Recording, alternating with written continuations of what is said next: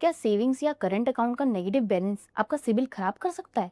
ये डाउट बहुत लोगों के दिमाग में होता है, तो चलिए आज इस वीडियो में इसको स्टेप बाय स्टेप समझते हैं। कई बार फाइनेंशियल प्रेशर के चलते हम अपने अकाउंट में मिनिमम बैलेंस नहीं रख पाते और बैंक पेनल्टी लगा देता है, जिससे अकाउंट में नेगेटिव बैलेंस हो जाता है। अब सिबिल स्कोर पे क्या फर्क पड़ेगा इससे, वो समझने से पहले सिबिल स्कोर के बारे में एक बहुत ही इंपॉर्टेंट बात समझते हैं। सिबिल स्कोर सिर्फ क्रेडिट प्रोडक्ट से रिलेटेड होता है, जैसे loan, credit card, overdraft, cash credit. Normal savings या करंट अकाउंट डायरेक्टली सिबिल को रिपोर्ट नहीं होता, यानी नेगेटिव बैलेंस से सिबिल स्कोर पे कोई डायरेक्ट इम्पैक्ट नहीं होता, फिर चाहे आपका अकाउंट सेविंग हो या करंट हो। अब एक और कॉमन कंफ्यूजन क्लियर करते हैं, क्या लोन ओवरड्यू होने पर बैंक अकाउंट से पैसे माइनस कर सकता है? जनरली बैंक मिनिमम बैलेंस के लिए ही पेनल्टी डेबिट करता है। लोन ओवरड्यू होने पर बैंक सेविंग अकाउंट को माइनस में नहीं ले जाता, जब तक अपने ईसीएस, ऑटो डेबिट या स्टैंडिंग इंस्ट्रक्शन अप्रूव ना की हो। हाँ, अगर लोन लिंक्ड है और ऑटो डेबिट फेल होता है तो चार्जेस लग सकते हैं। यहीं पे एक इम्पॉर्टेंट एक्सेप्शन आता है ओवरड्राफ्ट का। चाहे सेविंग्स हो या करंट अकाउंट, अगर उसके साथ ओवरड्राफ्ट या कैश क्रेडिट फैसिलिटी जुड़ी हुई है और आप उसका रीपेमेंट नहीं करते, तो वो लोन जैसे ट्रीट होता है और सिबिल स्कोर पे नेगेटिव इम्पैक्ट पड़ सकता है।